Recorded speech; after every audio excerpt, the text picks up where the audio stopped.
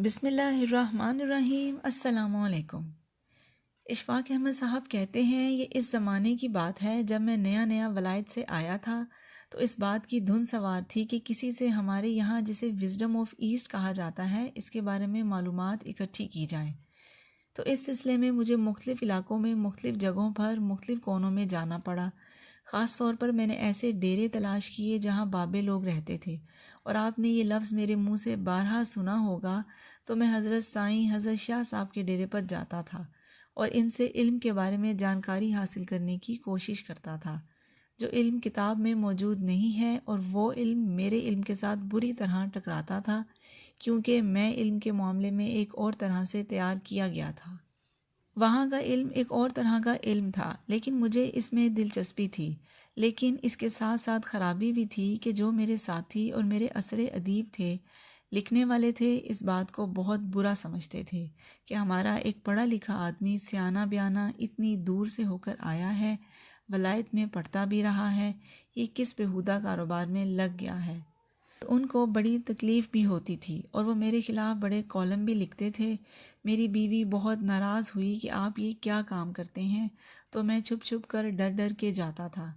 ایک دن میں بابا جی کے ڈیرے پر شام کے وقت گیا اور ہم وہاں مغرب کی نماز پڑھ رہے تھے، تو بابا جی میرے ساتھ کھڑے تھے، مولوی صاحب نماز پڑھا رہے تھے، تو ایک آدمی روتا چیختا چلاتا ہوا آیا، کہنے لگا کہ جلدی چلو، یونس کو تو مرض الموت ہو گیا ہے اور اس کا گھنگرو بج رہا ہے اور وہ مرنے کے قریب ہے۔ اس نے کہا کہ بابا جی کو بلا کر لاؤ، وہ میرے سرہانے بیٹھ کر سورہ یاسین پڑھیں۔ اس وقت ہم نماز پڑھ رہے تھے تو بابا جی نے مجھے کوہنی مار کے کہا، بیٹا نیت توڑ دو۔ نماز پڑھتے ہوئے نیت کیوں توڑی جائے، میں پہلے ان کی اس بات کو نہیں سمجھا، لیکن انہوں نے کہا نیت توڑ دو۔ میں نے کہا اچھا جی۔ میں چونکہ انڈر ٹریننگ تھا تو میں نے کہا جیسے کہتے ہیں ٹھیک ہے۔ کہنے لگے دیکھو اعلان ہو گیا ہے، ایک آدمی مشکل میں ہے، پہلے اس کی مشکل دور کی جانی چاہیے، پھر آ کر ہم نماز پڑھ لیں گے، بعد میں پڑھ لیں گے، کیونکہ نماز کی قضا ہے، خدمت کی قضا نہیں۔ کوئی آدمی سائیکل سے گر جائے، زخمی ہو جائے، آپ کہیں میں مغرب پڑھ آؤں پھر آ کر اٹھاتا ہوں، تو یہ ٹھیک نہیں۔ اب یہ بات میرے لیے بالکل نئی تھی اور عجیب تھی۔ خیر اٹھے، جس گھر جانا تھا گئے، وہ بھی دیکھا۔ خیر وہ ایک لمبی کہانی ہے، اور واپس اپنی جگہ پر ہم لوٹ کے آئے۔ رکشے سے اترے تو میں نے رکشے والے کو کچھ پیسے دیے، اس کے کوئی 3 روپے 80 پیسے بنتے تھے، تو میں نے اس کو 4 روپے دیے اور یہ سمجھا کہ میں نے بہت بڑا مارکا مارا ہے۔ تو بابا نے پوچھا کتنے پیسے دیے؟ میں نے کہا دے دیے۔ کہنے لگے کتنے دیے؟ میں نے کہا 4 روپے۔ تو کہنے لگے کیوں؟ میں نے کہا اس کے 3 روپے 50 پیسے یا 80 پیسے بنتے تھے، میں نے اسے 4 دے دیے۔ انہوں نے کہا کہ 5 دے دیتے۔ میں نے کہا 5؟ مجھے بڑا دھچکا لگا کہ 5 کیوں دے دوں؟ میں نے کہا کیوں؟ کہنے لگے خدا کے دیے ہوئے پیسوں میں سے دینے تھے، کون سے اپنی جیب سے ادا کرنے تھے۔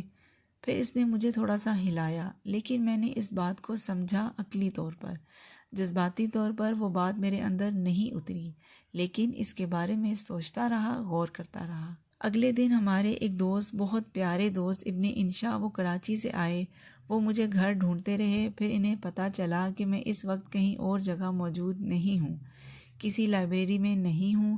انہوں نے سوچا اشفاق ضرور ڈیرے پر گیا ہوگا، چنانچہ وہ اتنا ایک بڑا ڈنڈا لے کر، وہ بانس کا تھا، مجھے ڈھونڈتا ڈھونڈتا ڈیرے پر آ گیا۔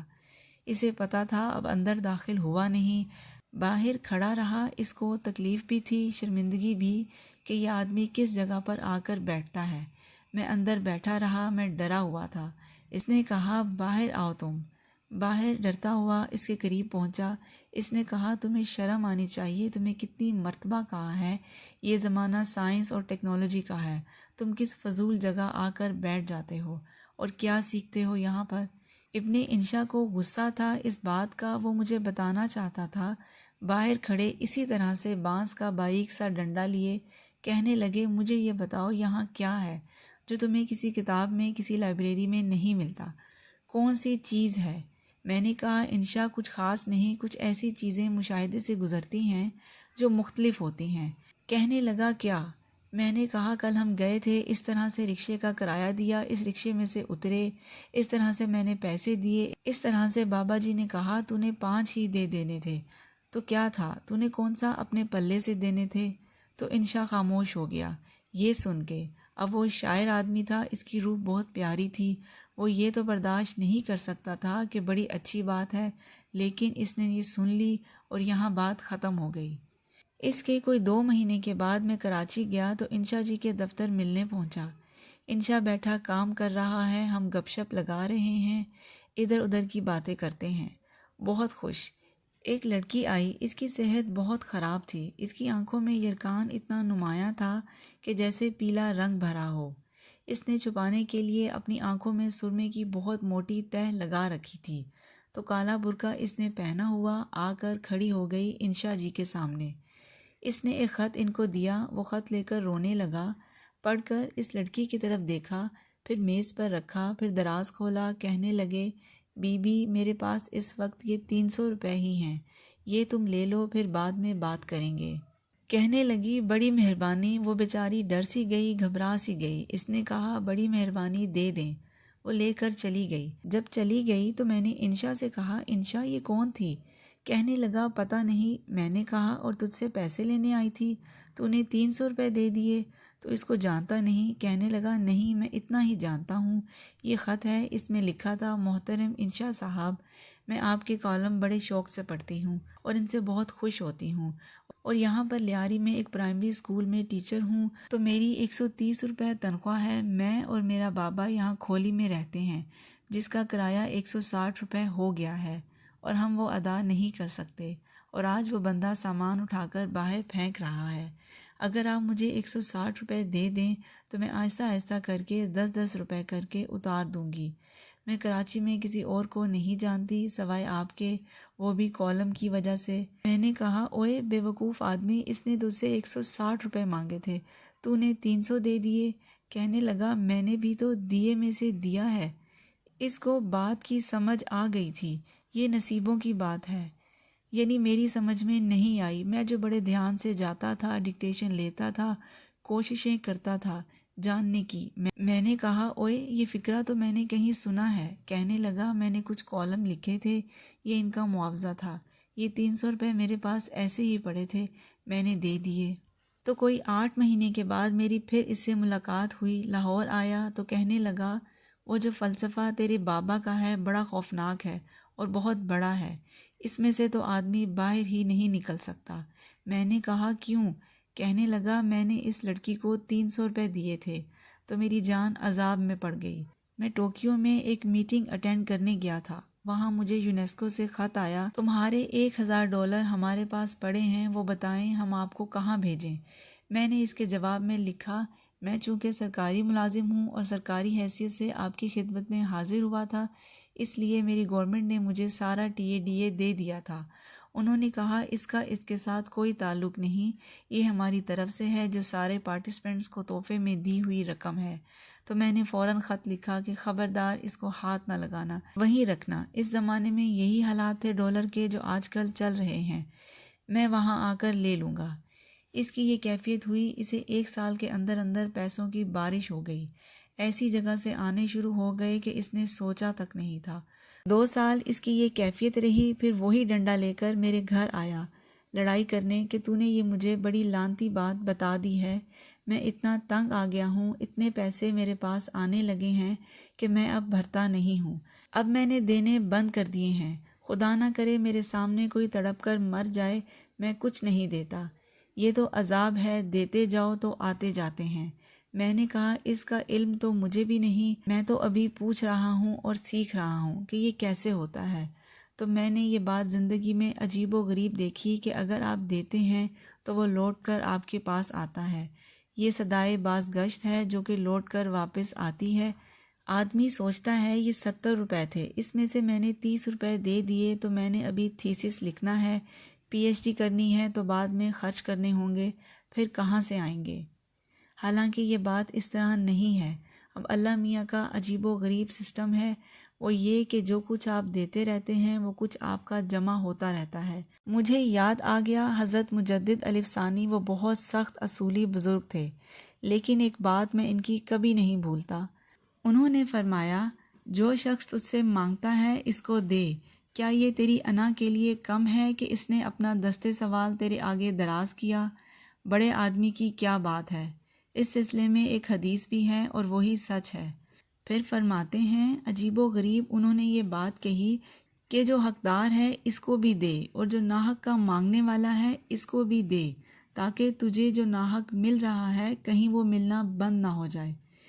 دیکھے نا ہم کو کیا کیا ناحق مل رہا ہے، اس کی ساری مہربانیاں ہیں، کرم ہے، اور ہمیں اس کا شعور نہیں ہے کہ ہمیں کہاں کہاں ناحق مل رہا ہے۔ کبھی آپ آرام سے بیٹھ کر اپنی زندگی کو، اپنے کام کو، اپنے آپ کو بنانے کی کوشش کریں تو آپ کو پتہ چلے گا کہ 80-90% تو ایسے ہی آ رہا ہے۔ یہ میرا استحقاق نہیں بنتا۔ لوگ ایسے ہی روتے ہیں کہ میرا حق اور میں اپنے حق کی خاطر لڑوں گا اور مروں گا، یہ کر دوں گا، وہ کر دوں گا۔ ایسا کبھی نہیں ہوتا۔ بعض اوقات ایسی جگہ سے آتا ہے جہاں آدمی تصور نہیں کر سکتا، بلکہ ایسے ہوتا ہے اور آتا چلا جاتا ہے، لیکن آدمی گھبراتا ہے کہ اگر میں دیے میں سے کچھ دے دوں گا کمی آ جائے گی، لیکن کمی ہوتی نہیں ہے۔ وہ ہمارے جیسے پڑھے لکھے سیانے لوگ اس قسم کی بات کرتے ہیں۔ ایک ہمارے ماڈل ٹاؤن میں کلئی گھر تھا، بہت اچھا امیر دین، ہمارا بہت اچھا پیارا تھا، برتن وغیرہ کلئی کرتا تھا، فوت ہو گیا۔ تو مولوی صاحب نے مسجد میں اعلان کیا کہ امیر علی فوت ہو گیا ہے، اس کی دعا کروانی ہے، مغرب کے بعد علاقے کے سب لوگ اکٹھے ہوں۔ تو ہم ابھی کچھ پڑھ ہی رہے تھے کہ ایک لڑکا آ گیا اور اس نے آ کر کہا جی میرا والد تو بہت بیمار ہے، اس نے امیر علی کلئی گھر کے لیے دعا بھیجی ہے۔ تو ہم نے کہا دعا بھیجی کیا ہوتا ہے؟ دعا تو آدمی آ کر کرتا ہے۔ اس نے کہا میرا والد اس کا بڑا یار تھا، دونوں بہت پکے دوست تھے، اس کو شیاٹیکا پین ہے، وہ چل پھر نہیں سکتا، میں اس کی دعا لے کر آیا ہوں۔ تو ہم نے کہا دعا لے کر آیا ہے؟ ہم لوگ گٹھلیاں وغیرہ پڑھ رہے تھے، اٹھ کر ایک آدمی نے باہر دیکھا تو لڑکا ٹریکٹر لے کر آیا تھا، پیچھے ٹرالا تھا اور اس کے باپ نے 2 بوری گندم، آٹا، 1 بوری چاول، گڑ کا پورا ایک گٹھا اور اس قسم کی چیزیں تھیں۔ کبھی اس قسم کی باتیں سوچنے کا، دینے کا، بھیجنے کا خیال ہمیں تو نہیں آیا۔ یعنی درویش کا یہ طریقہ ہوتا ہے۔ ہم جو اپنے آباء و اجداد سے، بزرگوں سے، بڑوں سے سنتے آئے، کتابوں میں بھی کبھی پڑھنے کو مل جاتا تھا، ہم اپنی ثقافت کو کہیں رکھ کے بھول گئے ہیں، یا ہم نے نظر بچا لی ہے، ہٹا لی ہے کسی نئی ترقی کی جانب۔ مجھے اپنی دادی کا واقعہ یاد آیا، وہ بچپن میں ہمیں کہا کرتی تھیں کہ مٹھی کو آپ جتنا کس کے بند کریں گے اس میں اتنی چیز کم آتی ہے، اگر مٹھی ڈھیلی بند کریں گے تو اس میں زیادہ آئے گا۔ تو خیرات دینے کا یہی ہے کہ ہم جتنا پیسہ کس کے رکھتے جائیں گے اللہ میاں اتنی اس میں کمی کرے گا۔ اگر کچھ حاصل کرنا ہے تو اس بات پر غور کرنا ہوگا کہ کہیں ہم نے اپنی مٹھی کس کے بند تو نہیں کر لی۔ اللہ آپ کو آسانیاں عطا فرمائے اور آسانیاں تقسیم کرنے کا شرف عطا فرمائے۔ آپ سب کا بہت بہت شکریہ۔ آپ لوگ میری ویڈیو دیکھتے ہیں، سنتے ہیں، سمجھتے ہیں، پسند کرتے ہیں، شیئر کرتے ہیں اور میرے چینل کو سبسکرائب کر کے مجھے موٹیویٹ کرتے ہیں۔ جزاک اللہ۔